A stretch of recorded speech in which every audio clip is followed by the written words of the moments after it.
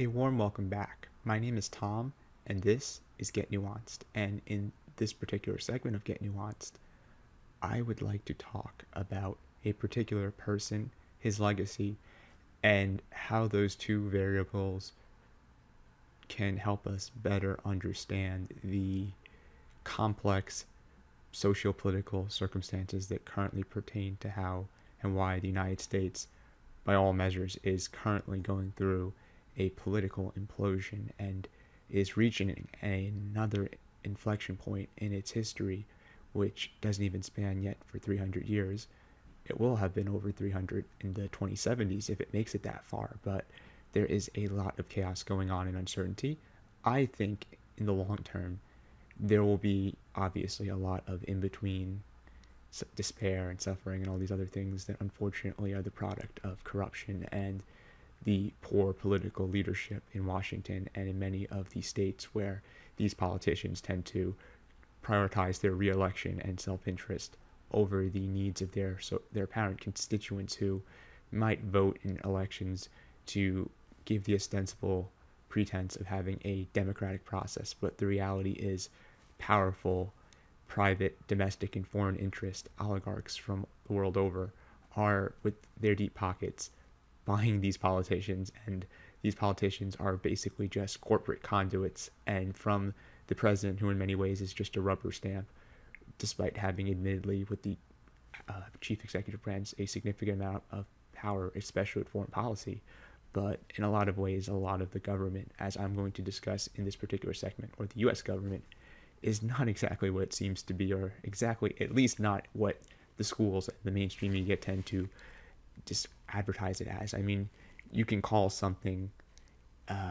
what it isn't, but that doesn't mean that it is what it is. I mean, at the end of the day, sometimes you have to think that branding doesn't necessarily, what I was trying to say is correspond with the actual nature of the product.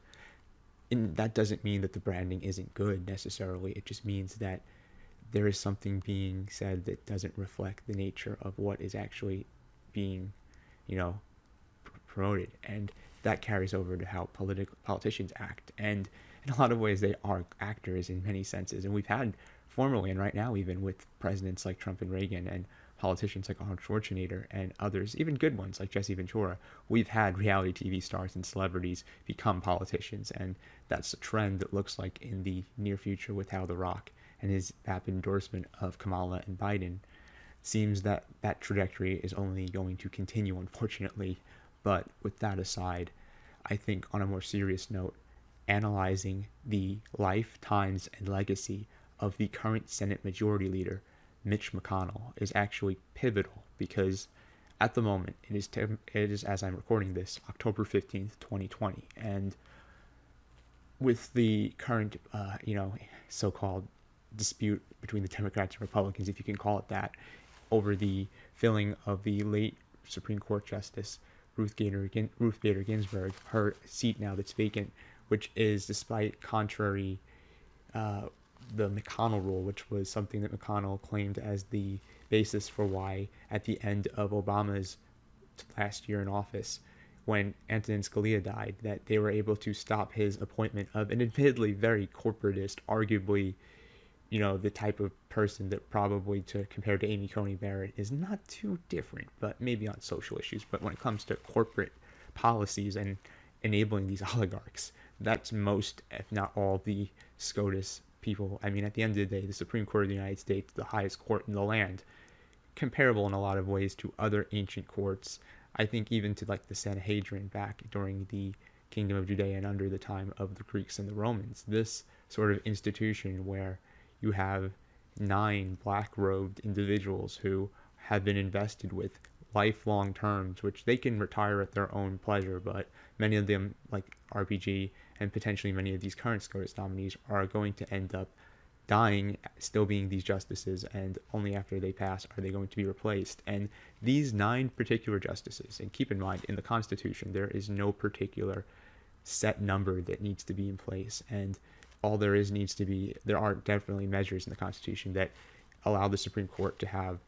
overwhelming power and the ability, especially if you understand the nature of judicial review, to even override the other two branches, and with their overriding of a legislative or executive branch decision, that is final, and it's a super veto essentially, which can, even in the case of Trump or someone like Obama or any of the future presidents, can be, hamstringed with. And with that being said, with the power of these courts, which are supposed to be neutral and apolitical, but I mean, the reality is everyone has a bias, and they'll either tell you that straight up or they'll conceal it and pretend like they're neutral arbiters, like many so-called journalists do in the mainstream media. But the reality is there's an angle to everything. Everybody has a point of view and a perspective, and their own circumstances and identity will definitely play a part in how they make their decisions and assess situations, and overall how they configure their value judgments and personal philosophy. And that shouldn't be something that's controversial or conspiratorial. That's just a matter of understanding human nature. And many people, I think, understand this, but are increasingly disillusioned and frustrated with the media and many of these window dressings that tend to claim that they're some sort of grander concept, when the reality is these are just either propaganda or means to justify propaganda, and consuming it as if it's a matter of fact. But that has been a trend that has been pervading out throughout all human societies in different modes. It's just now being amplified with social media, the internet, and how advanced communications technologies has become. But that's another topic for another time. And Mitch McConnell in particular, as someone right now who is paying attention, who just read about how the SCOTUS decision for if the new pick for RBG, the Republicans' choice of Amy Coney Barrett, who has a very questionable record on workers' rights and corporate issues that I think is very concerning. But all that stuff aside, with social issues and corporate stuff and her particular role in all this, which we can get back to in another time, but with McConnell, who is set to actually not try to pursue a stimulus at the moment, and I feel like he is playing, for sure, even with every decision he makes, the long game, and he is, as I think personally, morally abject and wicked and just a son of a bitch. I mean, he's just an asshole, but that doesn't mean necessarily he is unintelligent. And I would actually, to the contrary, say that this guy is probably one of the most intelligent people in the Senate. Definitely a hypocrite, definitely someone who will connive and deceive at any given opportunity. I'll mention it in the future. There's a funny campaign ad he had, and the arguments in it are just, I laughed at how this guy is just, he nakedly wields power, and he doesn't make any bones about it, and there's very little attempts to conceal his motives, and his motives are going to have long-term ramifications, which people are just now still trying to wrap their heads around. But even until they fully materialize, we will, for decades, long after Mitch McConnell is not the Senate Majority Leader, regardless of the outcome of the 2020 election, whether the Democrats or the Republicans win, the damage has been done when it comes to how McConnell has been able to fundamentally transform the composition of the judiciary, from the federal courts all the way to the different state courts, which have appointments that the Senate and the executive branch under the Republicans have been able to successfully go through. And this is nothing short of, within 3.5 years, almost 4, an extraordinary feat, considering that they were able to, in between Obama and Trump's term, completely hamstring and prevent that hearing of even considering Merrick Garland, and ended up having the judge Neil Gorsuch replacing him, their appointment, when Trump won in 2016, shortly after. And then followed by that, they were even able to get a second replacement in the form of Justice Brett Kavanaugh. And there was a whole scandal behind that, which a lot of it's just, the theatrics of politics, and how a lot of this is just kind of performance art, in the sense that it's ceremonial and is meant to show that there's some sort of illusion of choice, that these people, that there's this great division and these different politicians are hating each other and all this other thing that, they try to make you believe, when the reality is there's little separating these two parties, and there's a lot more in common with both of them than many people tend to admit. There are wedge social issues that you can have a opinion on, depending on if you grew up in an urban, rural, or suburban area, and obviously your region and those are going to impact how you think, and there's nothing wrong with that. I think there's different perspectives and relevant points from different sides, and we can get into that in another segment. But all that aside, I mean, the reality of this is, especially with the Democrats and how they're completely at the mercy right now, and I am almost certain on the 22nd, even though this has been a sham of a judiciary session with Lindsey Graham, of all people, who has been on record, on tape, admitting that you can use his words against him. But I mean, the reality is these people, I mean, if a man is only as good as his word, and honor is the highest virtue in terms of what we want in our politicians, there is no honor in any of these people, but their priority isn't honor or some sort of abstract moral virtue or attempt to, be any sort of philosopher king like Plato or one of these types would have wanted. These are the definition of opportunist, and they are conniving, but at the same time ruthless in how they wield power and are willing to use every potential tool in the toolkit and throw the kitchen sink at their opposition. And the Democrats really are corporatists themselves, and maybe a little bit less so. And maybe on social issues, there's a few things that they're, more, open about, flexible about, and they're a little bit less theocratic. But at the same time, I mean, this is just a distinction without little difference when it comes to the overall impact that the Democrats have been able to allow the Republicans to have. And it makes you really see how these different parties behind the scenes are all a bunch of wealthy, kleptocratic elite types, the ruling class. Same with the SCOTUS. I mean, all these are Ivy League elites who are from the same sort of social circles and are privy to the most luxury of lifestyles, but that's only the top 10 to 1% of America, and are in no way indicative or representative of how the majority of people, whether they're Democrats, Republicans, or anything in between, whether if they're just a normal folk who isn't someone involved with these types of things and hasn't sold their soul and their sense of self-worth to these corporate interests, and how this game in Washington has unfortunately been playing at our expense. And these folks are, I mean, they're just shitty. But at the end of the day, divorcing my opinion from this, as I try to objectively analyze Mitch McConnell, I want to keep in mind the fact that he is someone who is playing the long game. He has a grand strategy and has been able to successfully implement it, and has been able to stop any potential opposition at any turn, and was able to successfully pull off a complete overhaul of the judiciary, and has been able to, in the span of 4 years, be able to shake up the courts far more than Obama was able to do in 2 terms. And I will have some articles in the description, resources below for you all to check out that pertain to these types of statistics that in particular I think are important. But when it comes to these overarching points, we tend to get lost in the bits and pieces in between, and tend to miss the forest for the trees as we pick and pull at all these individual details, which do have their value, but you don't want to lose your sense of perspective and miss the bigger picture, which is the fact that for decades from now, long after Mitch McConnell has ceased to exist on this earth, and if there is some sort of place where demons or really bad people go, he will hopefully go there, along with McCain, Obama, Trump, Bush, all these fucking assholes that unfortunately are lording over us in this neo-feudal society we're in. I mean, long after all of that is whatever. I mean, we're still going to be living with the consequences of these appointments, who are mostly young individuals who have decades of their lives ahead of them, and have the authority with judicial review as it is depicted and as it is inscribed in the Constitution, which is very, very powerful. Which means that in the future, if there are presidents who attempt to pursue a more populist agenda, much like the economic one Trump ran on,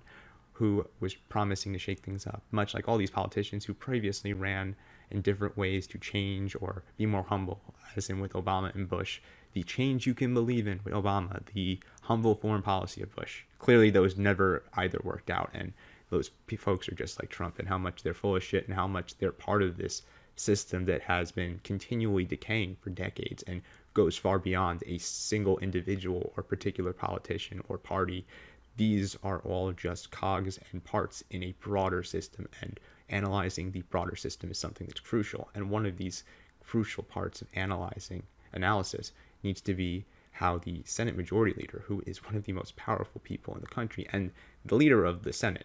which is the upper chamber of Congress, that has a lot of influence, much more than the House, as being a senator is much more prestigious, a U.S. senator, that is, than being a U.S. congressman or congresswoman or whatever you want to call them. But I digress. With Mitch McConnell, let's go over very quickly a brief overview of who he is, where he's from, and just overall beyond the judiciary picks, how this situation has been unfolding, and in the near future, what is to come, and in the grand scheme of things, what I believe to be the case when it comes to what is going to be the opposition, or any sort of opposition if it was going to be competent, which right now we do not have at all. And that is now aside. Let's get into this. Addison Mitchell McConnell Jr. So his nickname is Mitch McConnell, but his first name is Addison. He was actually born on February 20th, 1942, and he's currently obviously the American politician serving in Kentucky's senior United States Senator position, with the junior senator being a certain Rand Paul, who I've actually met, and he is someone I'm much more fonder of than McConnell. But McConnell is the Senate Majority Leader, and he is the second Kentuckian to serve as a party leader in the Senate, the longest serving U.S. Senator for Kentucky in history so far, and the longest serving leader of the U.S. Senate Republicans in history. And he was first elected into the Senate in 1984, and he's been there ever since. And he's been since 2016, or actually 2014, the midterm elections, ever since Harry Reid and the Democrats dropped the spaghetti and were able and completely screwed up and lost their majority due to the fact that Obama really was just not great. But when it comes to him, I'll talk about it in another segment. And Mitch McConnell has ever since been the Senate Majority Leader for the Republicans, and has been infamous as being an obstructionist who has taken full advantage of the filibuster during the Democrats having the executive branch. And even when the Republicans in 2016 won the 2016 presidential election with Trump, McConnell retained his leadership position. And after the House lost the GOP lost the House majority in the 2018 midterms, and Paul Ryan ceased to be the speaker, and Nancy Pelosi, who is the Democrat, took the place thanks to the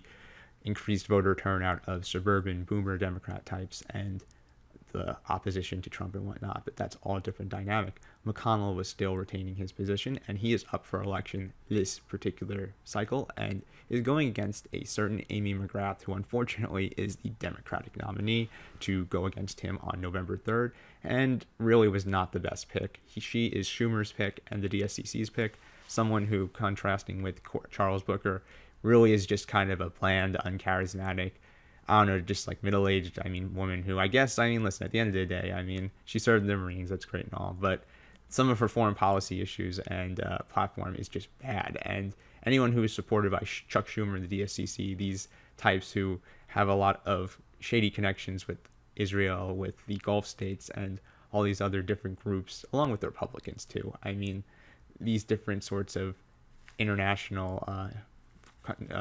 allies that we supposedly have, that most of the time also tend to use the U.S. just as a marketplace, and tend to just buy these politicians out, which is something that actually, in a second, will be completely relevant to McConnell in particular. And this situation, though, has really meant that with McConnell going against McGrath, who's really just a Republican-light type of candidate in terms of her actually being a kind of pro-Trump Democrat. She's definitely not going to win. There was a debate recently, which I will include the video actually on this particular segment right here for a second. The House passed a bill in May, and the Senate went on vacation. You just don't do that. You negotiate. Senator, it is a national crisis. Yeah. You knew that the coronavirus wasn't going to end at the end of July. Just a brief annotation before we continue. That video is better viewed on YouTube, but if you're on Anchor, you'll hear the audio, and if you didn't see the body language, it definitely helps express the sort of circumstances pertaining to the debate between McConnell and McGrath, who we'll now get back into when it comes to the analysis of which. And as you can see with that, it's clear that this guy doesn't give a shit about any of us or you or anybody, whether they're in the U.S. or anyone in general. This guy he knows the way of the name of the game, and he clearly is not making any bones about it. And I mean, at least at this point, there isn't any sort of concealment or serious attempt to conceal the reality of the situation. And Amy McGrath's milquetoast sort of response, which is just, I mean, yeah, she was right about the details, but this just isn't anything that inspires confidence. And her record does not really, especially with her not even winning her own home district in the primary against Charles Booker, and the good Booker, actually, who was running in Kentucky. Hopefully can challenge McConnell or someone again in the following Senate race that is going to be for McConnell, at least in 2026, and for Brand, who actually, like, I'm not sure about him. Let's just have him wait for McConnell, maybe with any luck. But that's coming her actually sooner, I think, in 2022 or 2024, as there's a 6-year term for being a senator. And McConnell has been able to survive, and whether the Republicans retain the Senate or not, as multiple states, the only state right now that really is looking good for the Republicans to flip is actually Alabama, with the emergency election of Doug Jones after Roy Moore's, I think, resignation or impeachment, which happened actually quite a while ago, but relatively a while ago, to the point where most people, it's not within the public conscious at the moment. But he is set to lose against the Tommy Tuberville, this guy who beat actually Jeff Sessions and was able to get his seat. And there's this election going on where he's going to probably lose in Alabama due to the fact that it is a much more Republican state. However, in Colorado, with incumbent Republican Senator Cory Gardner, or Arizona with the current incumbent Republican Senator Martha McSally, or even in Maine with Senator Susan Collins, North Carolina with Senator Tom Tillis, Iowa with Senator Joni Ernst, Montana with Senator Steve Daines, Georgia, which is surprising, with Senator David Perdue, who has actually been investigated for some shady investment dealings, which I definitely think is pertinent. Even number 9 with incumbent Republican Senator Lindsey Graham, who is actually the Judiciary Chairman of the Senate and actually was one of the people who helped rapidly get Amy Coney Barrett recently throughout the process of the Senate review. And they're trying to rapidly, before the election, make sure that they can get her as the 3rd Supreme Court pick under Trump, even though it's really hypocritical, but it'll probably end up working and cement Mitch McConnell's legacy despite whatever happens in this upcoming election, which I'll definitely discuss in another segment. With the complete remakeup of the courts, this is something that is no less significant than, I think, anything else that will actually go down in the grand sweep of history when historians, hopefully in the future, if America continues to exist as the current polity that it is, decades and centuries from now, this will be known as the era of Mitch McConnell, who was really the de facto leader of the Republicans, and Trump being a little more, at least with the judiciary, Mitch McConnell's main legacy, just the rubber stamp that finalized what was already being strategically planned for McConnell for what seems like this has been a decades-long career and effort in the making to completely ensure that for decades to come, until I'm probably going to be my parents' age, who are there and they're currently in their 60s, maybe even older, by the time that these picks have been either these people either resign or they, croak and die. But it's definitely something. And even, actually, number 10 was Michigan with Senator Gary Peters. This guy's a Democrat, but he might lose Michigan depending on the race. And for the most part, though, it looks like the Republicans are poised to lose the Senate, which a year ago from this time would have been considered as crazy as Trump potentially losing re-election. This was before coronavirus, which has, with the devastation economically and socially that it's caused, has completely unraveled the Republican lead and a chance at them retaining the Senate and the executive branch. And Trump definitely, for another segment, seems like the election could definitely possibly go not in his favor. And I think right now, though, there is still a chance, depending on other variables, for this to potentially be salvaged. But I think the Democrats will take control of the Senate, regardless of what goes on or doesn't go on with the executive branch. And the Supreme Court could help tip the potential outcome in the favor of the Republicans. Keep in mind, this is another one of the many variables and reasons why the judiciary in the United States, the 3rd branch, as the United States has 3 main branches of government: the legislative, which is the Congress, the Senate, and the House; the executive branch with the president and all of his federal bureaucrats and whatnot, the cabinet picks he has; and then lastly, the judicial branch, which from the states and municipalities all the way up to the federal courts And the highest court in the land, SCOTUS, this Supreme Court of the United States, which has a lot of underpinnings thanks to Roman law, which I will discuss in another segment soon and link below. But when it comes to the history and everything, that aside, these 9 Supreme Court justices, which don't have any sort of term limit and can serve for their whole lives once appointed, have the ability under judicial review to override the other 2 branches. And that can mean any potential legislation under a president such as Yang or Tulsi or Bernie or someone who would actually be more populist potentially, that would be completely negated by a potential judicial review which vetoes a potential Medicare for all, single-payer health insurance, UBI, or anything like that, which is just something that is going to need an alternative counter when it comes to rallying these sort of grassroots supports to potentially overcome what is going to be a significantly more difficult feat when it comes to revitalizing the country, at least economically, and these corporate interests which don't want to increase taxes on themselves and want to majority have the government, give them billions in bailouts, and under the CARES Act, which has been exacerbated, which both parties have signed off on, it is still to this day buoying up and has completely socialized the stock market and has made the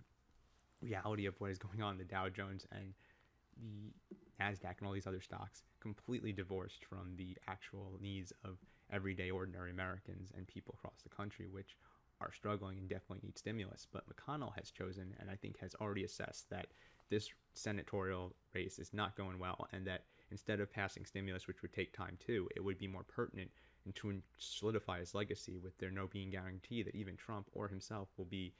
in the positions to appoint and do what they were doing, is to get Amy Coney Barrett as the nominee. And it looks like it is going to work, as I mentioned, it is going to be held on October 22nd. And they don't need the Democrats. Their opinion at this point, they can try, which I definitely think they should, to oppose this pick, but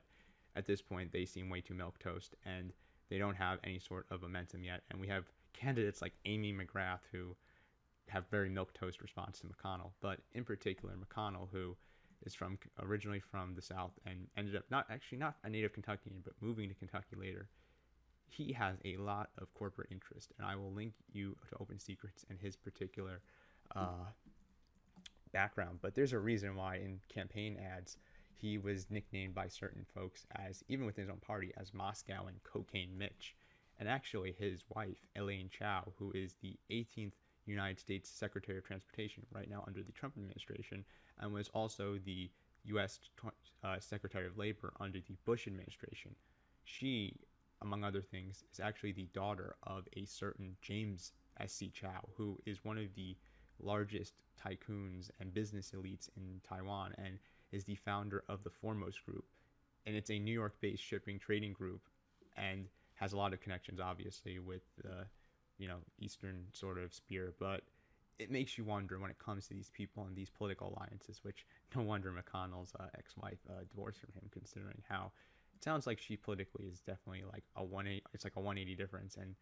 for him, I read a few articles in the past about how in his youth he was kind of a fresh face in Congress or the Senate like Biden, and then he ends up being the very type of person initially he was running in opposition to, this old, outdated, draconian way of thinking. And that doesn't necessarily have to mean just being an old person. There's plenty of old people who had the experiences to have a more nuanced understanding of things, and plenty of young people who never will, and vice versa. Things are complicated, and Mitch McConnell himself has, despite whatever character flaws, shown that he has a very tactful and strategic way of doing things, and has been in the service of a lot of things that might be unpopular in the U.S. to a very shrewd and a very effective, conduit for these interests that purvey over the government and have, in a lot of ways exasperated this crisis and are the few that are benefiting from the increased inequality and devastation of the economy, and why the types of folks who, when it comes to the stimulus, for them, as long as their pockets are filled and their asses are saved, everybody else, can pretty much just go fuck themselves, unfortunately. And at the end of the day, when it comes to McConnell and the types of, just theatrics that he's going to play, and down the road, whatever his legacy is going to finally, say about him, with any luck, it will be connected with the realities of his very oligarchical, friendly nature, and how he is just another empty suit, pretty much, but an intelligent one, and one who is able to pretty much, yeah, solidify himself as one of the most influential members of the GOP, potentially going down just for the entirety of U.S. history, and definitely for modern U.S. history, which many folks right now harangue about Trump and all these other types who they definitely will have a legacy. But when it comes to McConnell, who is oftentimes considered just one of these tertiary or secondary players, he keeps his head down, and you always have to watch out for these quiet types, as they always say. And I think when it comes to the Supreme Court nominees and also the judges, I will definitely come back to how these sorts of things have huge influence. And as well, I definitely recommend you guys don't just take my word for anything, but check out the resources below and do your own research, as well as come to your own conclusions and make sure that you stay vigilant and alert of the true nature of things and not fall for the window dressing. But hopefully this particular segment, which is more of just an introduction, has highlighted and given out what I've told you guys when it comes to how Mitch McConnell is one of the most pivotal figures when it comes to understanding U.S. politics, at least the election, and right now the time coming beyond for the future in 2020. And hopefully you've enjoyed this segment. And if you have, please leave a comment and provide feedback. I recently set up on Anchor, and I'll definitely set up something later too, a crowdsourcing sort of request. And I would appreciate if you all have the time and resources if you appreciate this type of content. My goal is to eventually expand the show out and try to make as much content and as quality of it as possible. And in order to do so and be able to sustain what I'm doing, in this tumultuous time, if you have the resources to spare and want to learn and actually, at the same time have the opportunity to co-host or do these types of things when it comes to helping, creators who are burgeoning and are in need. I mean, I'm technically a mini small business. In the past, I've collabed and done work with startups and whatnot, but at the moment, I'm mostly independent. And if anything, I would really like to maintain a level of autonomy and independence, as this type of content is not the type you'd find on corporate media or independent media. And my perspective can definitely seem sort of radical and unorthodox, but hey, listen, this is just my 2 cents. I'm just an asshole's opinion. And hopefully, if you enjoy this type of stuff and want to see similar related content on politics in the U.S., international affairs, and history, whether it's Greco-Roman or anything that I find interesting, all the links I mentioned prior and other helpful resources will be included in the descriptions below. Thank you again for tuning in. My name's Tom. This has been Get Nuanced, and I'll catch you all in the next segment I make real soon. For now, stay safe and peace out.